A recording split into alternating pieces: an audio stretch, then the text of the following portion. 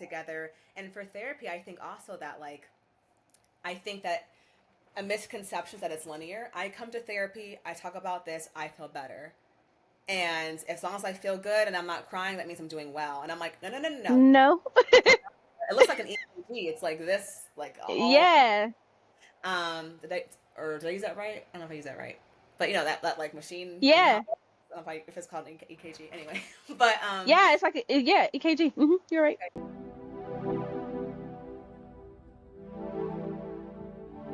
Welcome back to the Blck Impact, everyone. My name is Tiffany, and I'm your host. And I have a lovely guest here with me by the name of Miss Andromeda.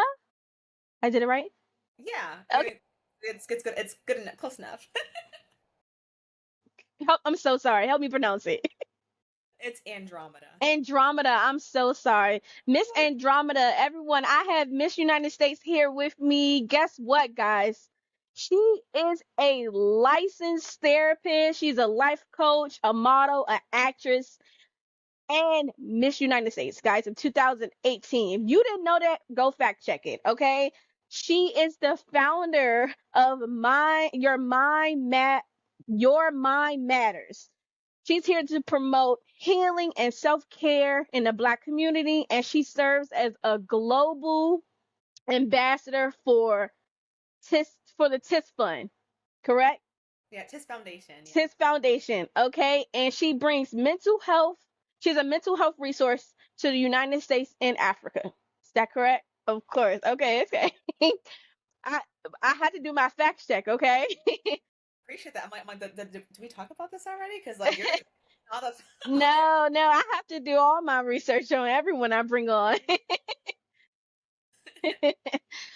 So I am so excited for you to be on today. Thank you so much for coming on today, and let's get into it and talk about your journey. This podcast is where we heal, inspire, and empower you to be yourself, to be authentic. And we're going to get into some mental health, and we're going to talk about her journey as a therapist. We're going to talk about her era and as Miss United States 2018. So let's get into it, guys. Oh, and don't forget to like, subscribe, and comment, guys. We really need you to support the Blck Impact Podcast, and we also need you to support my beautiful guest here. So yes, Thank you for having me. of course, of course.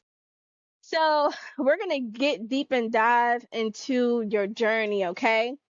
Sounds So I want to know about the little girl before that crown, okay? And what did she need most as a child? Hmm. I always say I feel like I've had several different. I've had several childhoods. So Mm-hmm.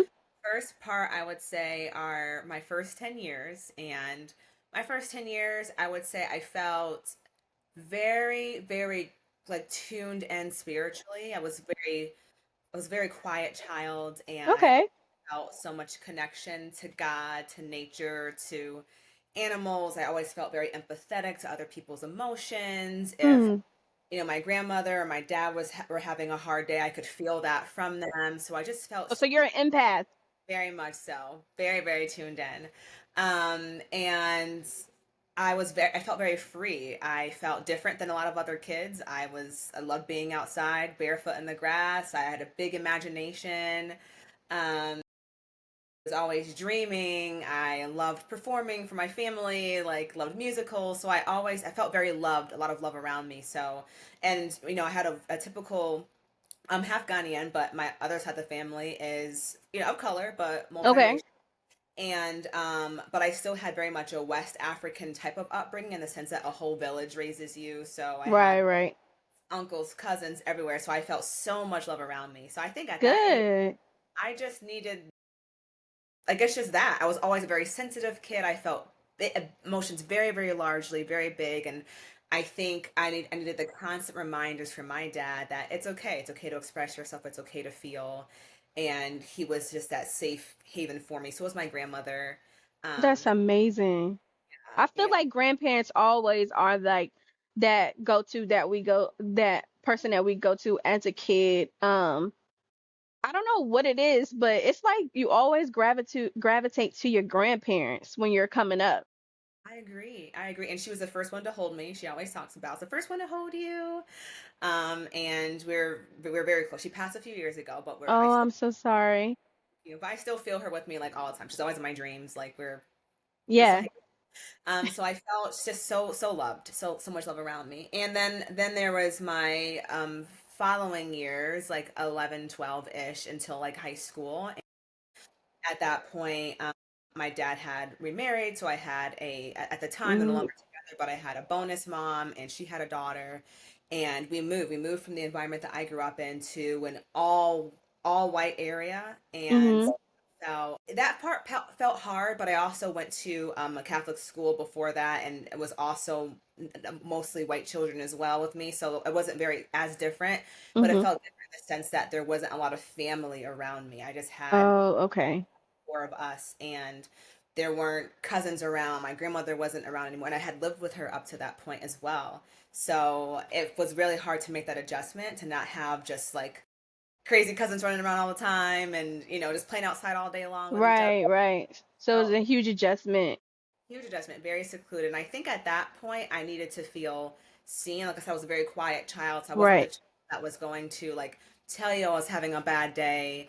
Even now I'm the same way. Like it takes a lot for me to like say I need XYZ. Like Really?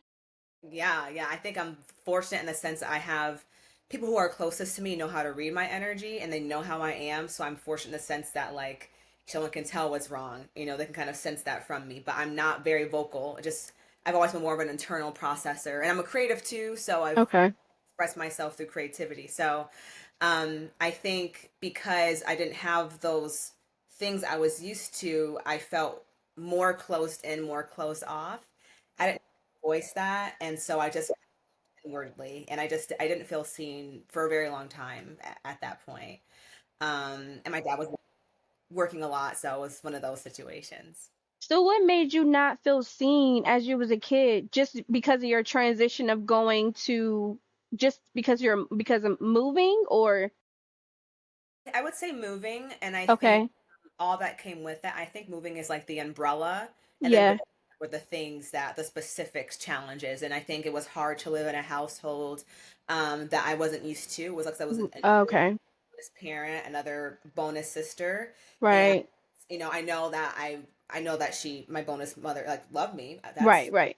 we still talk about that, but she had her own challenges at that time, and that impacted all of us. She had her own emotional challenges, and that trickles down to your kids. Mhm. Also, because of her challenges, it was a very very rigid environment, so there wasn't as much freedom to go to a friend's house, go to explore. Hmm. Very close Right.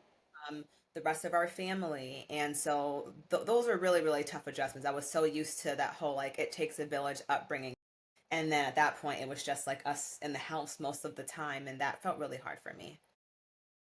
I understand that. Um, moving as a kid is kind of hard for us to adjust to. And parents have to make the decision to get us out of that environment. But, when you get older, it doesn't really matter anymore. I Like, agree. yeah. So, like, how did you even get into the pageant industry? Like, how did you get into that? Did you have someone in your family introduce that to you, or like friends, or was your environment around that? I would say that I eventually got led there, like maybe close to around college. Up to that point, Okay. watched pageants, Okay. but for my first pageant, I had never actually watched one. So like, Oh, okay. I grew up in that world. Mhm. Oh, and I'm also from Massachusetts, like small town, middle of nowhere, New England. I always say there's like nothing around us but nature. Mhm. So like that's the kind of environment that I'm from, and it's very very simple. It's very like humble, and people are just warm, and we don't talk about fancy things, and it's not Yeah. spiritual, and it's very natural. So it's just not that kind of environment. So Right. I've always been a creative. I grew up in musical theater from a very early age. My other father was a high life musician from Ghana, so I grew up going to his performances. I grew up singing. I grew up doing plays. Again, because I was very closed off in terms of how I express my emotions. I love to Mhm. draw. I would draw all the time. I would write. So I found my way of creativity through art. And so I think because I had a lot of exposure to public speaking and being on stage, Mm. would say like once I graduated from high school, which I guess I should talk about high school first. So okay, so transition to that, middle school to high school. I moved closer back to where I was originally from. Okay. So that was a bit more diverse. It's a town called East Hampton that I went to middle school in, and I think there weren't a lot of families of color at all. My class Okay. didn't have any kids of color in it, and those were my first experiences to racism as well. Like Wow. Yeah. that was really really tough, and then like not having other kids to talk to around me about it because Yeah. they don't get it. And then it's so there was direct racism and then the stereotypes that I was dealing with. And then also being Ghanaian, like I really felt very closed off from my culture because there was nothing Right. me You at didn't all. have right. That was really hard. That high school that was more diverse, I felt like a part of me was kind of awakened a little bit to kind of like it's not Mhm. a lot of black kids, but there were a lot of kids from Puerto Rico in my school. Okay. You know, they kind of and they're such a warm and welcoming community, so they kind of like welcome you into their environments. They teach you the language, so I started learning Spanish. Wow. That's good though. Yeah, Yeah. listening to reggaeton, so I know all the words. Like, so I got so much of that exposure, and then of course had other friends, just more diverse friends around me, even people who weren't of color at all. So that Mhm. felt like more like home. And then I got into I started theater back in middle school and continued it all throughout high school, did sports and all that, worked. So I was kind of like finding myself a little bit more as an independent person. Mhm. And then college, we had this thing. I went to a college called Elms College, and Okay. they had a pageant at that college. It was the very first one when I was there called Miss Where is this college at? It's where I'm from in Western Oh, Massachusetts. okay. No one's ever heard of it. That's what I was like, where is this college at? Very, very small liberal arts school. But I did it just for fun. I did the pageant just for fun, and I ended up winning. And I was like, "Oh, this is kind of fun," and it Yeah. was something fun to do. I didn't think anything of it. I didn't think I have to win. I was just like, I'm just gonna like do it and have a good time, and I did, and I won. And, um, it was great. But still, after that, I never thought about doing a Doing pageant. pageants? Yeah, Yeah. yeah. So it wasn't until I finished school and I finished grad school, and Okay. a mentor of mine had approached me to do it. I had just moved to the DC area from Massachusetts, Okay. and one thing that was pretty a big part of my life was philanthropy. Like my first time volunteering, I was 6 years old. Mhm. And so that was always a big part of my life. I was always getting involved in whether it's like neighborhood cleanups or being a youth mentor for like younger kids Yeah. or at church. So that was always a big part of who I was. Fundraisers, food drives. And so for me, pageants was like a way to continue that. Even in Mhm. college, like for spring breaks, I didn't really do spring breaks. I did alternative spring breaks when on mission Look trips. at you. You're just like a good Samaritan. Like you're just doing your good deeds all up in the world. So yeah, so I did like mission trips for my service trips for my spring break. So pageants for me was a way where they're like, oh, like you can actually like use that space, not just Mm. here, but like when you have a title or when you are running or a contender, people tend to listen more to what you have to say. I don't know what you Yeah. think. Like, oh, like you're doing That's this. true. They really do. They do. Yeah, yeah. So It's I, kind of like it feels like you're like the governor. yeah, it feels kind of like you're running for like Yeah, right? all the way. Yeah, like you are campaigning because you are a candidate. Right. It was a great way for me to continue that and meet friends because I was new to the area, Mhm. and that's how I got involved. I did a lot of advocacy for in the beginning for I still do, but that was my main platform at the time Mhm. was advocating for the homeless populations. Oh, okay. Was I got my bachelor's degree in psychology, minored in theater, and then I got my master's degree in social work. Okay. I graduated, I did a lot of social work jobs in the DC community. I was working with homeless populations and youth who didn't have parents or any kind of guidance, who are either neglected and abandoned or Mm. households and just kind of live Yeah. on their own. So I was like the big sister for them. Right. We need that though. Yeah, so to this day. I moved one into college, like Oh, me, amazing. early 20s, like driving her to Eastern Shore to college. Wow, that's amazing. Yeah, so that was like a great way for me to kind of be an advocate for that population. And I fell in love with it. I fell in love with it because it was really an opportunity to have a voice, but also Hmm.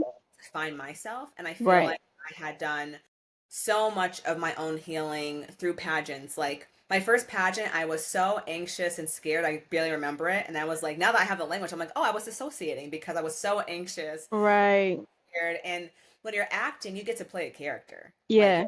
someone else. But in that moment, I had to like, you have to be yourself in pageants. You have to know yourself. Right. I didn't have a lot of life experience. I had like past traumas and I had school and that was it. So I didn't really know what to speak to. I knew winning would be nice, but I didn't quite know like what I would do with it. I didn't really understand. I don't think Yeah. of what pageants really gives you in terms Hmm. of advocacy. So my first time going, like I guess I can barely remember it, but what I do remember is like the preparation. I remember like how much really goes into not just training your body, but training your mind and Yeah. very spiritual person. So like my spiritual alignment is also really important to me in everything that I do. And I loved how I felt trying to be the best me that I could be. And that stood out to me. So I became addicted to the preparation. Okay. I really did. And That's then good though. yeah, and then when I went Miss United States in 2018, that was the first time where I actually brought in mental health as Mm. and something I could actually speak to. At that point, I was already practicing as a trauma therapist, Hmm. and um, although I still do work with organizations that advocate for homeless populations, and that's still part of what I do. Being an advocate to make sure that people have access to mental health resources became how I used the crown and title for Miss United States and Miss Virginia because I was Miss Virginia when I was going. Okay. Yeah. Yeah. So that became my focus, and I think a lot just grew from there. That's amazing. That's a amazing journey. Um, I commend you for helping out the homeless because a lot of people, we want to help out the homeless, but a lot of people aren't able to do that. So I commend you for stepping into that, and that also leads you to your path to where you are at right now as a therapist. I think so. Yeah, thank you for that. And it was also important to me because although I would never say like I wasn't living like the clients I was working with, but I had a lot of my own displacements. Like I said, my own upbringing was very traumatic at times, Yeah. and because of the well being of my bonus parent at that time, I had to leave Mm, on several occasions just right. with nowhere to go. And like in winter in Massachusetts, and I was thankfully taken in by different friends and their families during that. Mm, It was a really low point for me, and so yeah. I really I could never empathize with the community that I was serving. I mean, sorry, I could empathize, but I never can say I understand what it's like to be in your shoes. But I can Right. empathize with the feeling of just feeling lost, not having a place to go, and Okay, I can see that.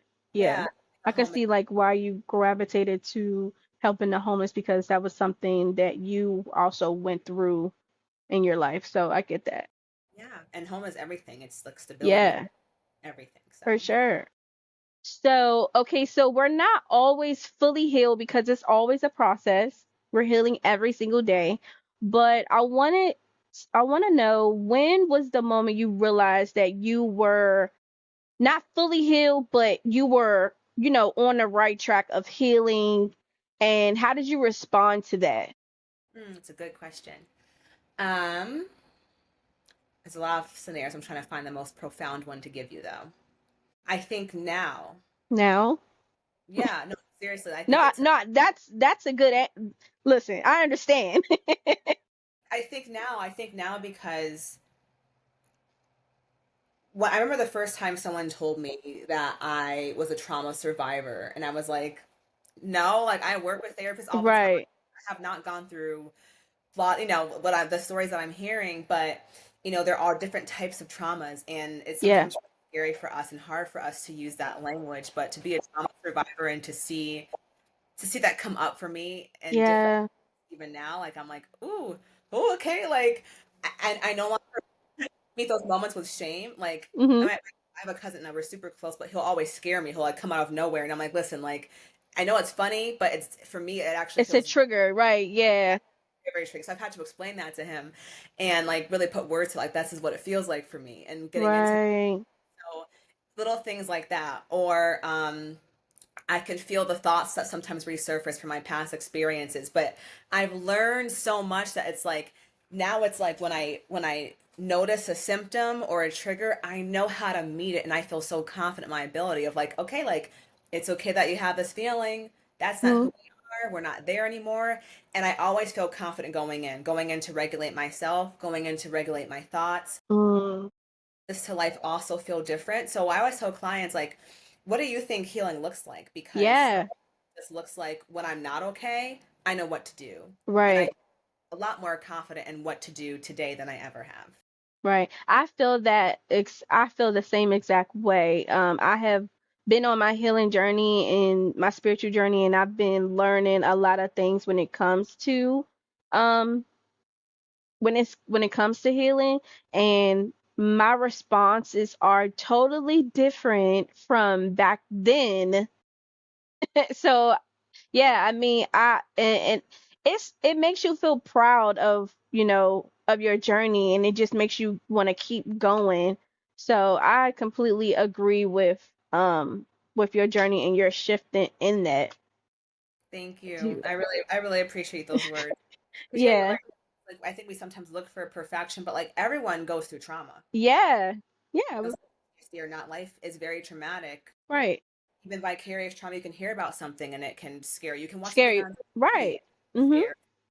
scare. We can't hide from those things. So it's like, how do we take care of ourselves when we have needs? And that's what Right. this has ultimately come down to for me in my journey. Right. Right. Right. No, I really do resonate with that. So, what has been a Black therapist taught you about our community and what it truly needs? Well, it comes from two different sides for me because I'm Black, but I'm Ghanaian as well. So, like, it's Yeah. the other layer of being an African person. Oh, yeah, that's a whole nother.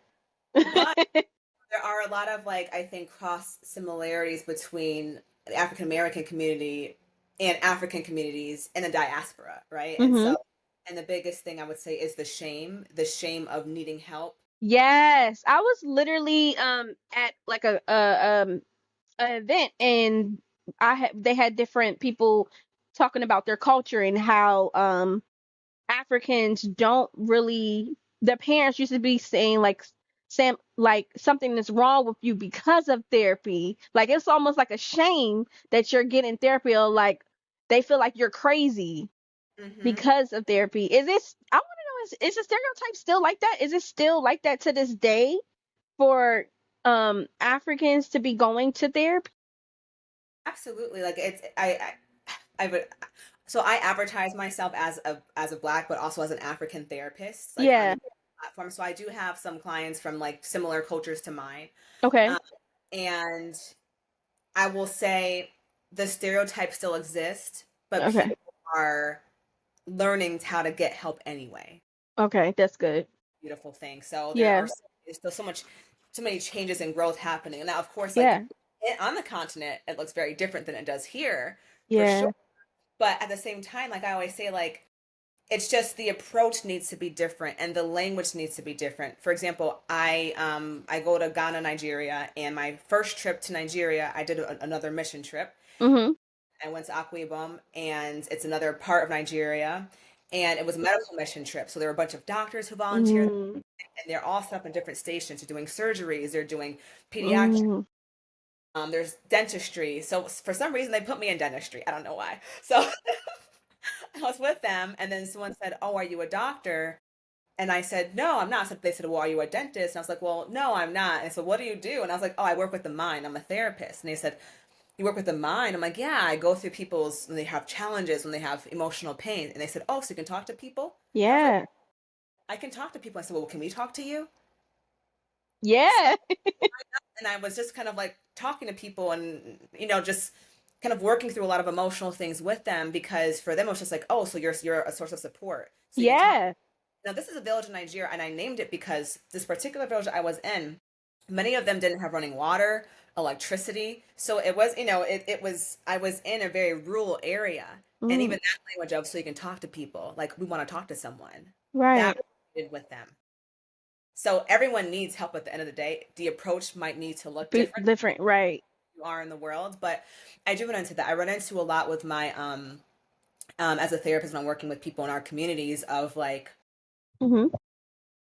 one, the fact that I have to be here, that's an issue.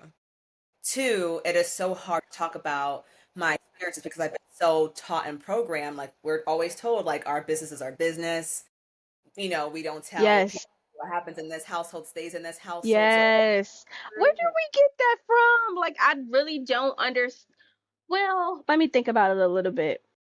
I think it was us operating in survival because of slavery back then. Like, we couldn't tell a lot of things because they would find out and then that we would get beaten or killed for it. So we all we've been surviving for a very long time. a very long time, and the survival mode has just looked different per decade, I would say. Yeah. Because one generation I think can have several different experiences in different whatever decade you're in, Yeah. right? So I think that is exactly where it comes from. There's so much research out there that talks Yeah. about that, like, the impacts, the long lasting impacts that slavery and that whole Jim Crow era still has in our Black communities today, which guess what continues to be triggered because we're being told a lot of the same language now that we were back then. So Yes. and there's still different types of racism that exist, institutionalized racism. So it's a world where you're hyper vigilant, you're in survival mode, and you feel like everything can be used against you. Yeah. So it takes a while, I would say, sometimes when I'm working with our communities to like form that therapeutic alliance of like you're safe here, you really are safe here. I often have to say like, because of HIPAA, I can't tell your job what you talk about. I Right. constantly remind them like, like you're safe, your information is safe. Yeah.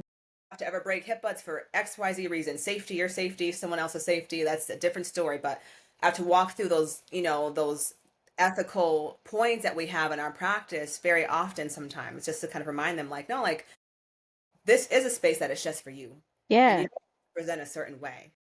Love that when it comes to therapy and HIPAA, like, because a lot of times in your job, like, they don't care about the employer, they care about the company. So you always feel like you have to be be on edge when it comes to them, and you always feel like everything is going to be used against you. So when they created that law for therapists to I mean, in the healthcare field, period. I think it created a safe space for us to not feel on guard all the time, Yeah. and to know that we do have a safe space. Like, they can't do that. They can't violate my rights or violate me now because of this. So I think that's a good thing. I think so too. And it's so helpful to hear like, no, like this is a law. This is an actual Yeah, law that exists. right. You can't This break is this. the law. Yeah. And sometimes it just takes a while to kind of chip away to kind of like feel at ease. Like I Yeah. always, there's an analogy in trauma therapy of like if you take a child out of shark infested waters, those shark infested waters still exist in their mind. Yes.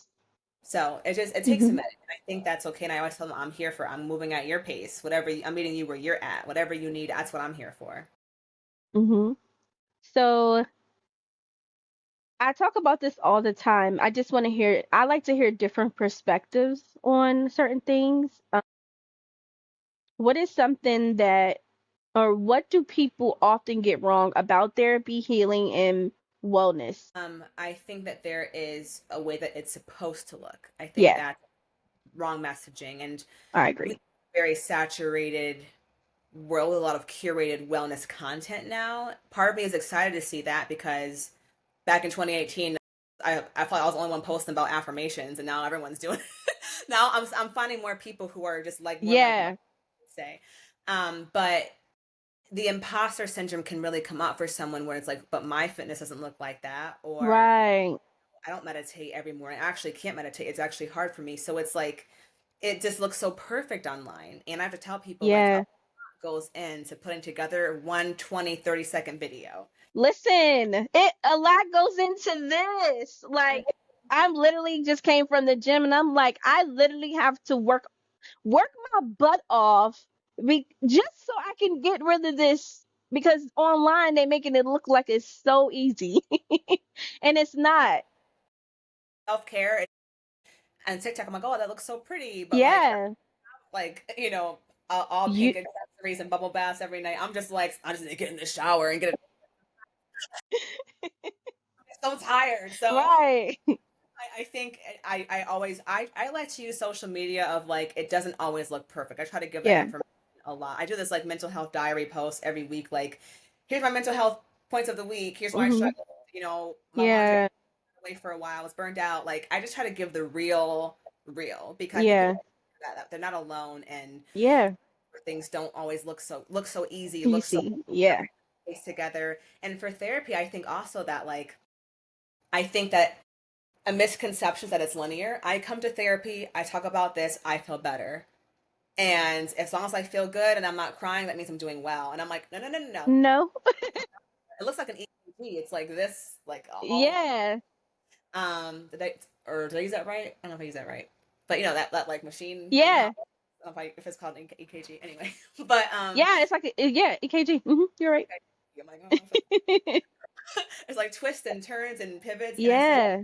coming to therapy and crying and feeling angry, like that is progress. That's stored Yes. energy that's been in your body for I don't know how long. You're releasing that. Yeah. And sometimes the release and the healing doesn't always feel good. Good. Yeah, it doesn't. That from a positive light and think, oh, that's progress. So I spend a lot of time with folks like, how do you view progress? Right. Where do you get that from? Why do you think your view of progress looks like that? So, exploring people's thought processes and also showing Yeah. for, but what if it looked like this? What if this Right. still, so yeah. That's good. That's good. That's good. I've been I'm in therapy, so I've been working through a lot of things. You. Okay. So how have you navigated being a beauty queen and being a mental health advocate in the same breath? That's a good question. In the beginning, like when I first won Miss United States, some people were so excited, and I got a lot of feedback about how it's supposed to look. And one person was like, well, several people were like, listen, you got to pick one. You can't be Yeah. beauty and wellness at the same time. And I'm Why like, not? Why exactly. Thank you. So I have found my sweet spot, I would say, in terms of my identity in that realm of like, if someone invites me to judge a pageant or coach girls or MC, I'm always going to talk about something wellness related or confident related. But not? I went to like a Miss Nigeria workshop a couple years ago, and I was talking to the girls about mindset. And I'm like, it's important to think about being the queen during this period, during the pageant, and after. I said, Yeah. because you don't stop queening because the pageant is over, win or lose, right? Like, you had a purpose that brought you in here, and you take that purpose with you when you leave. And that's Yes. What they you know, do? that. She ate with that. I think making sure I'm constantly delivering messages that feel true to me are super important. And I just think about pageants now as an opportunity for a platform for a larger reach. So in addition to mental health, I'm always talking about like confidence and self love, and also like pride for like our culture and celebrating Yes. diversity and being proud of our skin and where we come from. And I'm like, my friend is a natural hair artist, and she's so phenomenal. Her name is Aggie Hair, guys. Um, and I went to one of her natural hair expos, and she was saying like our hair texture alone tells a story of where our ancestors have come from Yes. across oceans, like where we Yes. walked, right? And it's just like that is such a beautiful thing to be like a walking vessel of that, of like where we come from and who we are. So like I'm always talking about my culture and being proud and wearing my Ankara or Kente prints. It's just I just love it. I think our culture Mhm. are just so beautiful and gorgeous. Yeah. Our skin. So I use I'm appreciative of what pageants have given me. It's given me a platform to hopefully empower more girls, more women to find their own voice and what makes them feel unique. And even now, like I'm actually going back into the pageant space. Okay. Really This is excited. an exclusive. I'm kidding. Kidding. Actually, yeah, I'm telling like public on a public platform. I'll be running soon, and so Yes. excited, and I just feel more excited than anything because I think that now we're in a world where so much of what I was talking about, like 2018, like it wasn't, people were as receptive to it because mental health, I think Yes. the field of mental health changed like post pandemic. So Yes. now a lot of the skills, I have a lot of things I can share to help people and teach people on how to manage things like anxiety or depression, and very like in different ways, whether it be like in person at a workshop, like where we talked, or like online, and to be able to use, a platform like a Miss Universe platform to reach millions of women, to be able to share this information. I'm like, imagine like all the cool things I could do in the world. Yes. I'm excited about that being an opportunity, a possibility. And when I think about that, I'm like, I know exactly how I would use an opportunity like that. Yeah, guys, I met her at her workshop about mental health. It was a mental health mixer called, well, it was a mixer, and I ran into her in regards, and I didn't even know she was a therapist. I was like, oh Yeah, I remember our first conversation. wow. Yeah, so it's just, you never know who you're gonna Yeah, meet, who you can right. help. I've had people message me on social media like, hey, like I saw your post about deep breathing and ice. That really helped me. I'm like, oh, great. Like, this is great. Let me just keep it going. So Yes. I found, I think my place in the world in terms of how I can use platforms of things that I enjoy, mental health or music or acting or modeling, all those things, because Mhm. they give you access to more people. But like, guess Yes. what? I'm gonna give you something that can be helpful and Right. yeah, it feels good to be here. Yeah, it does. It does. It does. Okay. So, what pressures comes with wearing a crown, and especially as a black woman? What type of pressures come with wearing a crown? I think I'll call it aesthetic pressure, Okay.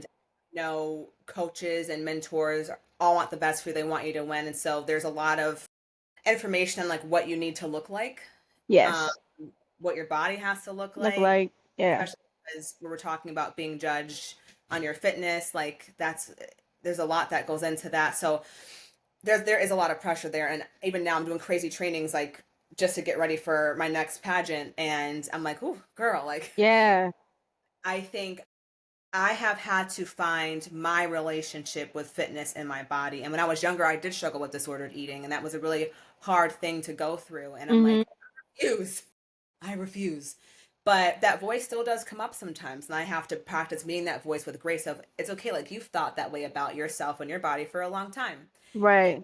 But we're choosing something different now. So we are going to feel our bodies. And so now my approach with my fitness is like, guess what? I get to test how strong I am every day. I get to feel stronger every day. I get to watch my muscles growing. I get to feel that when I'm done, I get to sit down and eat all the fatty foods like that avocado and all those vegetables and the protein and drink my green juice and just like feel, I get to see what my body's capable of. And so Yeah. that's the approach to that. I get to see what I can do as a woman, not to look like anyone else. Right.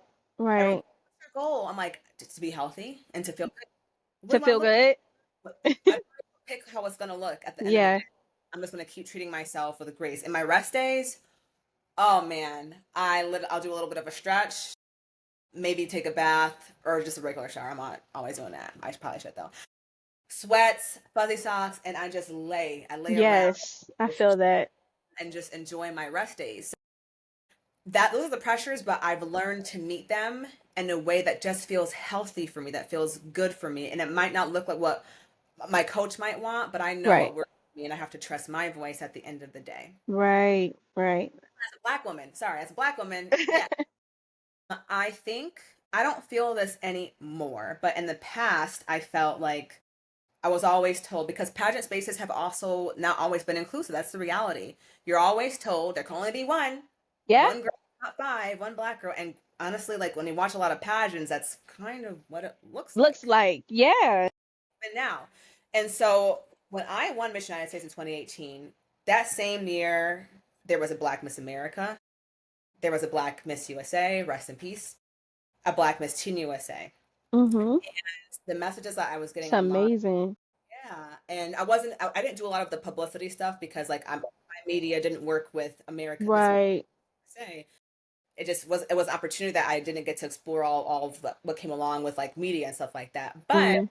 in terms of the social media response, that was like wonderful to see and just to kind of watch. And even watching them, I felt proud watching them do the media tours. I was like, that's right. Like, do you know what that means for a little girl? Right. Barely see ourselves and just see like all three of them out there, like Yeah. shining and their melanin and making Mhm. giving positive energy to the world. Like that was such a win for our communities. And Yeah. so,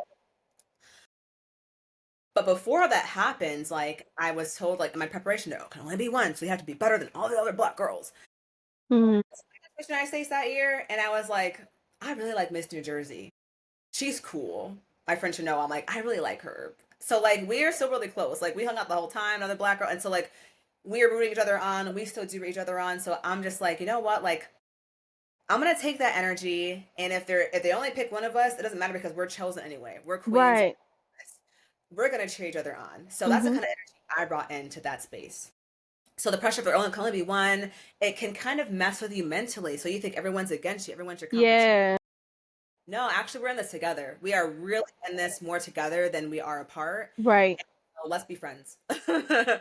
And so that's kind of what I really worked through. I had to again find my own identity in that space of what it felt like to be a competitor at that time. And I guess now that I'm going back into it as well, and also Mhm. like what I chose to look like back then. I love the fact we can do so much with our hair, but my hair was always straight, always straight, and I had so much heat damage that year, and I probably straighten my hair now like twice a year Mhm. the last several years because like I'm like I might mix it up, but I'm like no, like I'm gonna my headshots I have braids and Ankara print in my headshots, and Yeah. it's gonna be. Yeah. Why not? If I have the opportunity to go to Miss Universe, this is exactly what you're gonna see on stage because this is how I feel the most like me. This is how I feel beautiful, and I want to encourage more More Black. people. If you straighten your hair all the time, that's already you. Then do you. But if you Yeah. don't, do what you normally do. If that feels okay for you to do, like give yourself permission to do what's gonna make you happy.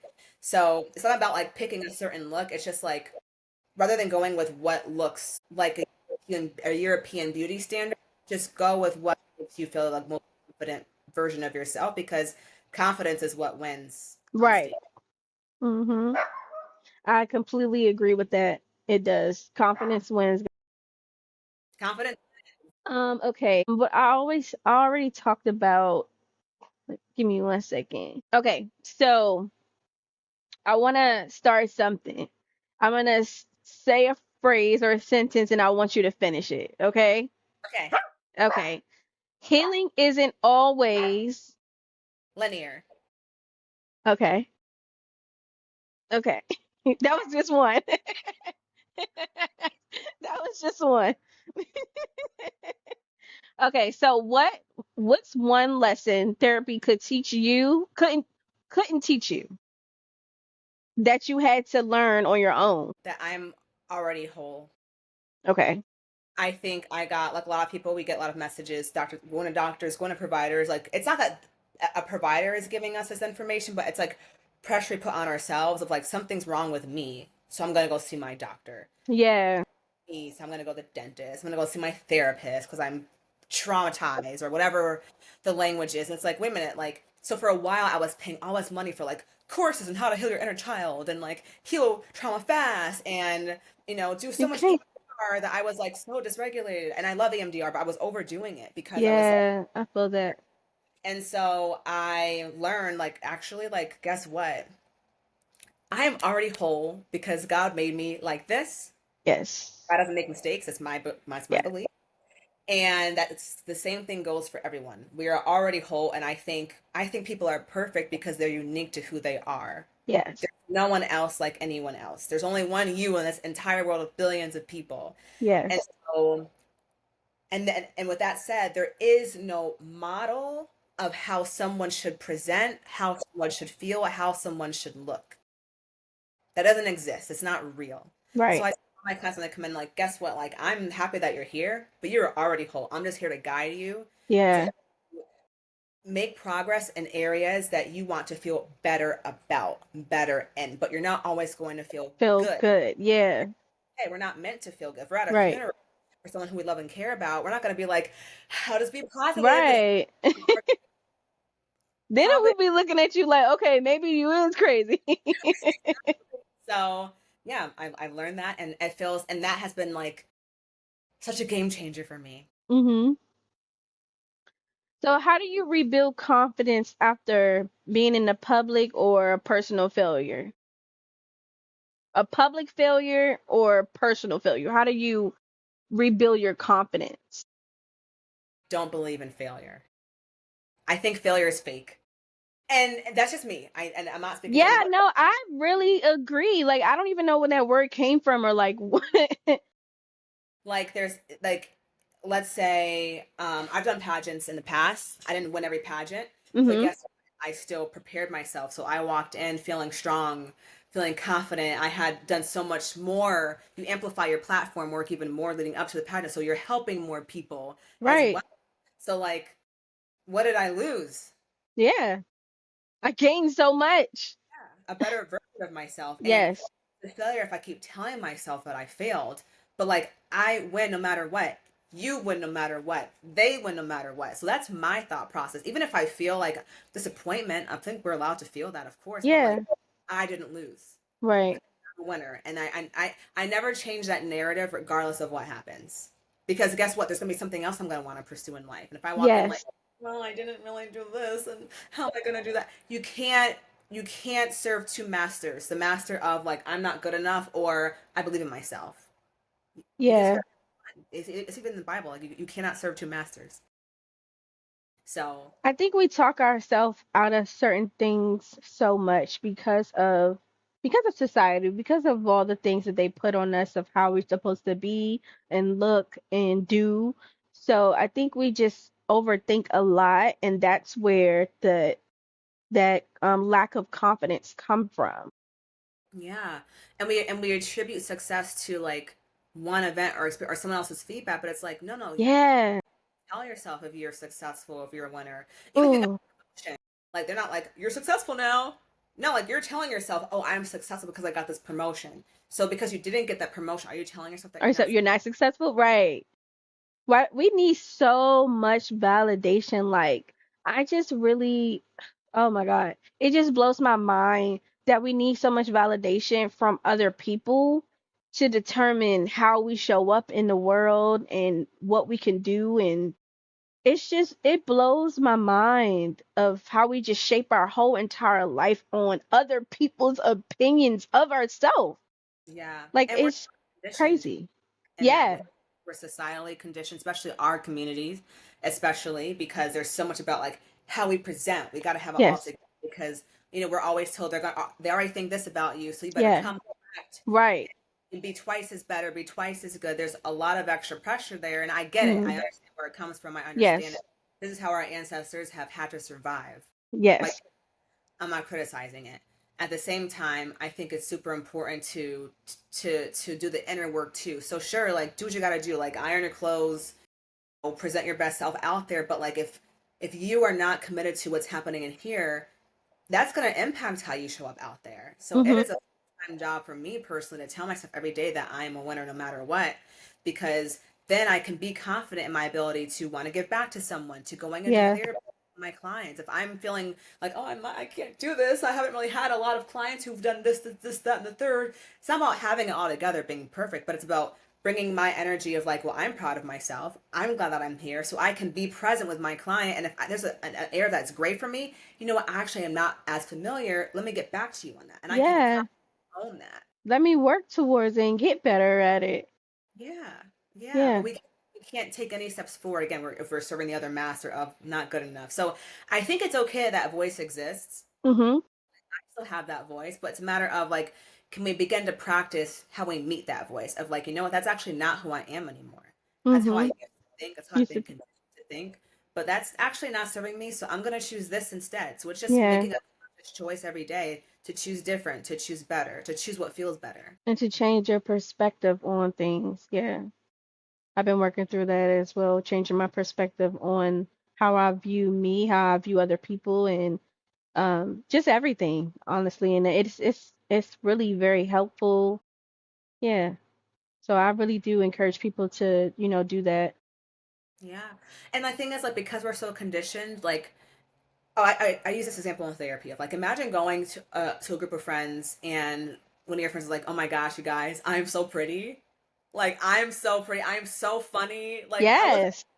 like, but like, a lot of people might be like, what? This girl's like, Yeah, like this lighting. Like, but if I go to brunch and I'm like, oh, y'all, like, my hair is a mess. Like, I feel so bloated today. Like, my nails are disgusted. That feel for a lot of people feels more normal to hear yeah, aloud, right? Because I of how they. know. Mhm. And so, but I love your response. I think that just tells a lot about our community because as women, Black women, we have each other up better We than like do. We do. anyone in the world. I She feel. ate with that. What we used to use beat to the gods. Like we, we Straight. do hype. Yeah, straight. Like, so Yes, I we're a love that. different breed, but in general, like because we're so conditioned otherwise, like it is important to like just as extra as we're being with breaking ourselves down, be just as ridiculous. Building yourself up. Like, I say the most crazy things to myself that honestly I don't always believe the things that I'm saying to myself, but Yeah. it feels better than being like you're worthless. That doesn't feel good to say to myself. Yeah, it doesn't. I'm always winning. Everything I touch turns to gold. That feels better. So I'm gonna go. Yes. I'm gonna go with that, right? I've been training myself to think very positive instead of thinking negative. Like, I honestly don't like anything negative trying to come out of my mouth is like, no. Because I used to be a very negative person because of like my upbringing or, just my surroundings. And I used to talk about people all the time. And I thought it was because my dad does that, and I was trying to figure out like where I got that from. I got it from my dad because he's arrogant, right? And it was funny. So I used to do it not knowing that I got it from him, but it's not nice. It's not nice. And it's like it's so negative. And it's like I don't want to be like that at Yeah, all. you So I regain. had to I had to I had to stop saying things like that. I had to stop being that way. And yeah, listen, I had to just change. I'm in this whole transition of changing who I am and how I show up in the world and everything. And I like who I am and where I'm becoming and who I'm becoming. And yeah, so it's a good experience and I love it. You're happy to be here too. Yeah. Yeah, yeah, for sure. It helped me start this. Like, I feel like God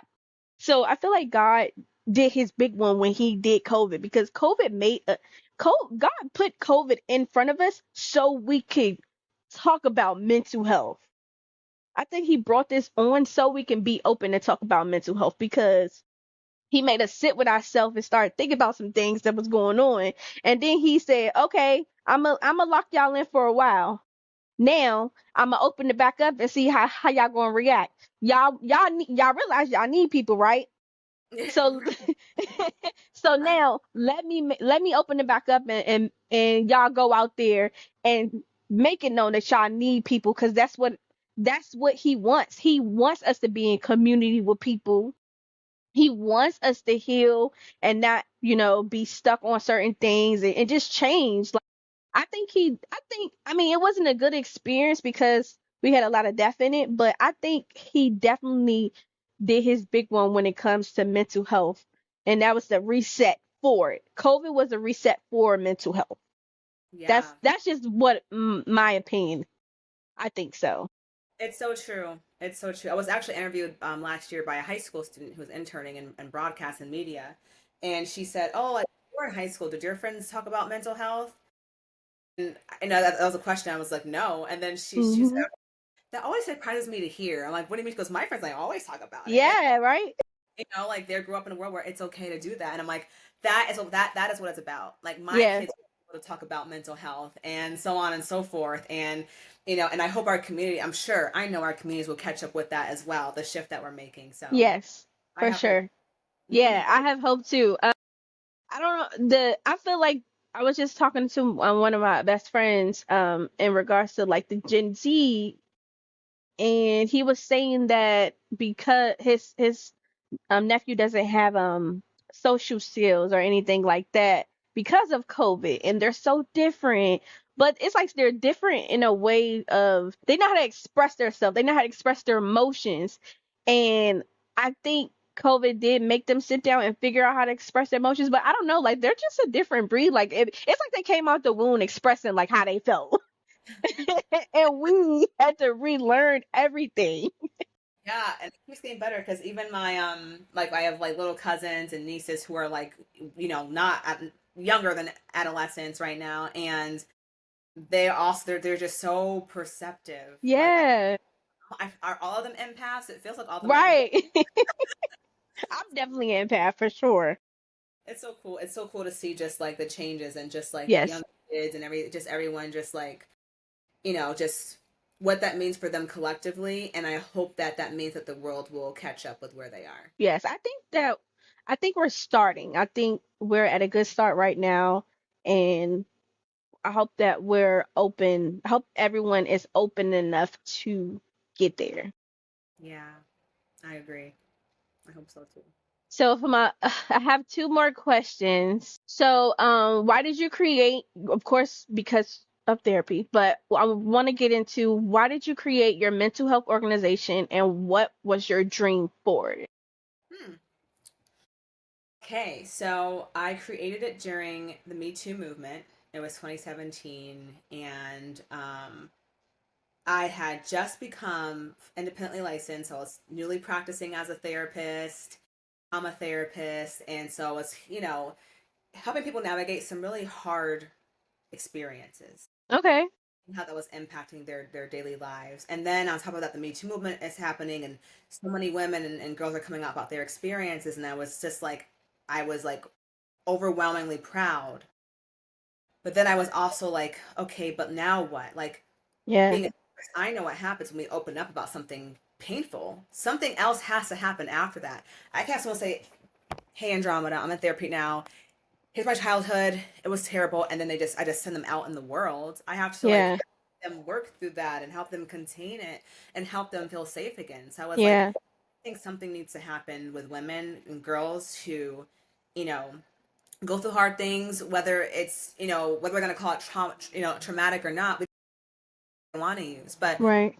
them navigate through hard things, especially when we're told that we're being too much, that we're too dramatic, we're too emotional. Too aggressive. My cousin told me that when I was visiting, like, you're so dramatic. And I was like, it is never okay in any world to call anyone. Anyone dramatic, right? You have children, sir.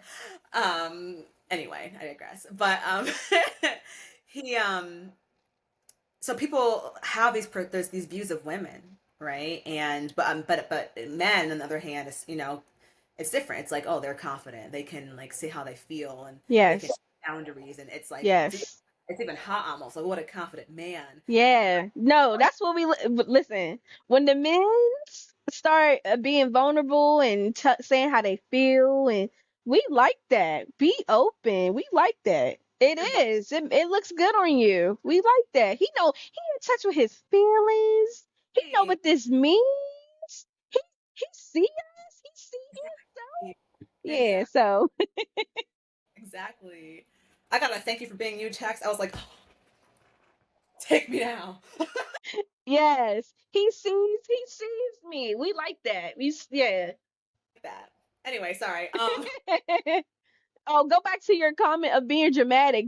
I think when people say you being dramatic, that just means you got personality, and that's exactly what it is. You just got personality. I agree.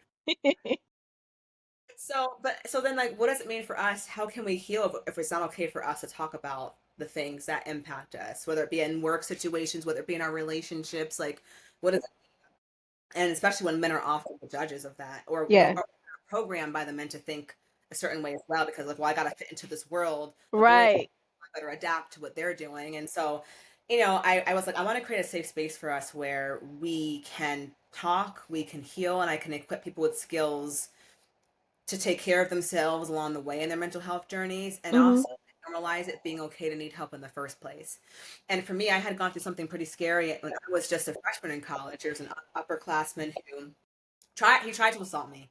To Mm. story short, and what he didn't know is that I was trained in martial arts.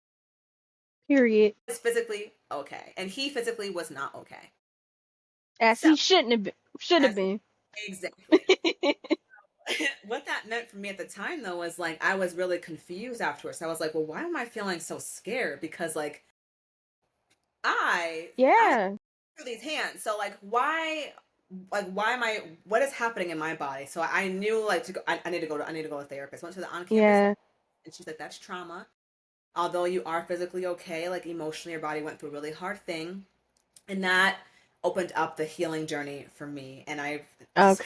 super thankful for this therapist who helped walk me through so much. I even stayed with her for years after that, and we processed more of childhood, and there was so Mhm. much healing. And I had conversations with my parents, and we closed a lot of open doors and got so much closure. So much healing has happened in my life from the start of this. And Yeah.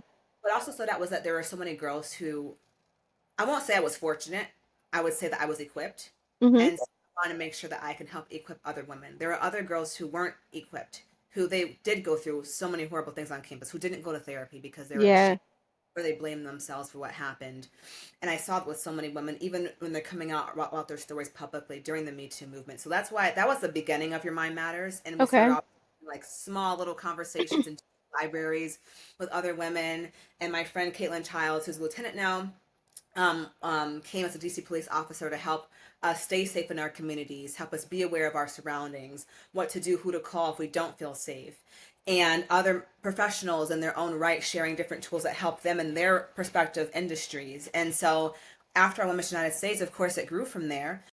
So at the time, I was like, well, women aren't the only ones who need this support. So I began to post things online that everybody else could benefit from, different tips, and have my webinars where men, women, anyone who you are can come to that, no matter what you identify as. And Yeah. it's all free. Or go to different schools to teach kids about mindfulness and how to do deep breathing, or how to know when I need to get help and where to go when I need help.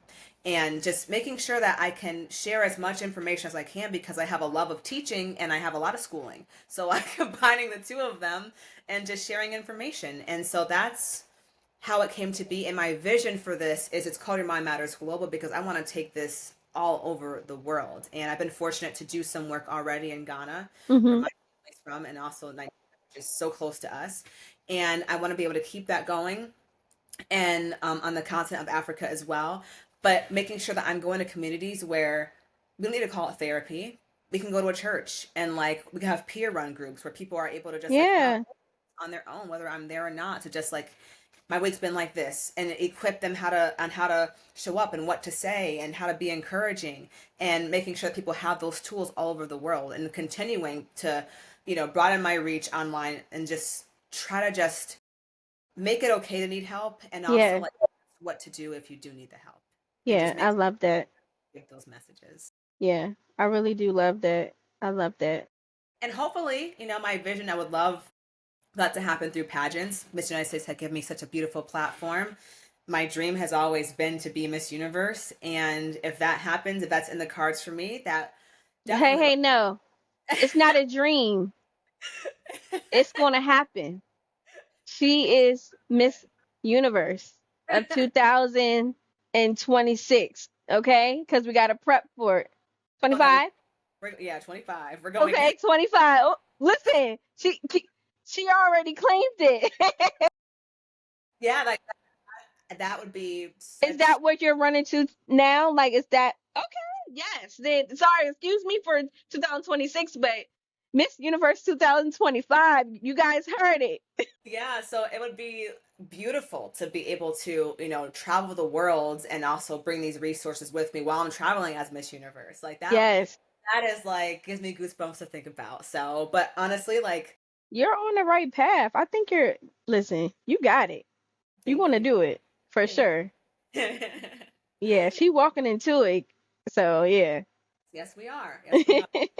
That's always been the vision, and honestly, so many other Miss Universe winners and or title holders have really inspired me, because they've all done similar things, maybe not in mental health, but in their own right and their own perspective, like platforms and their passions. And Yeah. I see what a reach this organization truly has all Mm-hmm. over the world. And I just see it, it's an organization that brings people happiness. And Yes. it would be a perfect opportunity to bring in the things that I've been able to learn as a therapist. Yes. So this is my first time asking one of my guests, but I want to know, what does the Black Impact mean to you personally? That's a good question. I think it for me the first word that comes to mind. I'm very intuitive of like the first things that find me. Pride comes to mind, like finding pride in not just being a black woman, but like finding pride in everything that has made me this black woman today, whether it be from my own personal struggles and my journeys, but also the journeys of my parents and my grandparents and great greats, all my everyone who came before me, because everyone has walked a life. Everyone has walked through pain. Everyone has walked through joy Yes. that has Yes. life into me. And I believe that it's important to take all of that, to not be ashamed of any struggles or imperfections, to own all of those things, to own my own as well, tell my own story, and encourage other people to do the same. Because when we can Yes. own our vulnerabilities and we can own the things that feel challenging, there is nothing that we can ever be used against us. Yeah. It's like finding pride in like all of who we are as individuals. Yes. If we take that pride to our communities, like I think that is where true healing can happen. I think that's also how we break stigmas as well. Yes. Amazing answer. Amazing answer. Okay. So, one affirmation from a Black woman who is tired but still showing up. One Mm. affirmation. Just one? Yeah, Okay. one. I know we can have several, but just one. Even though I feel tired right now, I am still more powerful than I can ever realize. Yes. Yes, I love that. I love that. I love that. So we're gonna end it on this note. Thank you so much for coming on and being a safe space today. Thank you. Thanks for having me. Thanks for making it a safe space for me to be myself. Yes, of course. Of course. That's what I want. That's what I So want. I really appreciate it. It was so much fun talking to you and talking to your guests. And thank you so much for having me. It really does mean a lot. Yes, thank you so much. So you guys, I need you to like, subscribe, follow, comment. Make sure you share this episode. Make sure you follow Miss Universe 2025, everyone. Make sure you guys follow us. Make sure you guys tune into another episode of Black Impact. I am Tiffany, your host, and we have Miss United States 2025, guys. And we're going to see you on the next episode. Thank you guys for tuning in. I'll see you next time.